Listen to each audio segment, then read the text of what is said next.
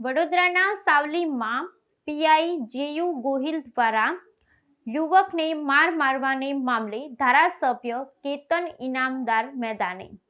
ધારાસભ્ય કહ્યું કે મારી સાવલીની નિર્દોષ પ્રજા પર અત્યાચાર નહીં ચલાવી લેવાય।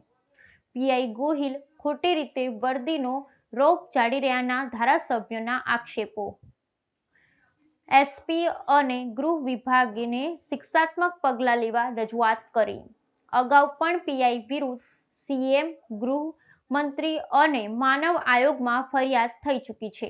ગઈકાલે રાત્રે દુમાડ ચોકડી પર એક ભાઈ પરિવારના દીકરા ઉપર જે સાવલીના પીઆઈ ગોહિલે જે રીતે એની ગાડીની ઓવરટેક કરીને એની જોડે જે બનાવ બન્યો છે એવું મને જાણવા મળ્યું છે। એ લોકોએ મને જે રજૂઆત કરી છે અને એમણે મંજુસર પોલીસ સ્ટેશનની અંદર અરજી પણ આપી છે।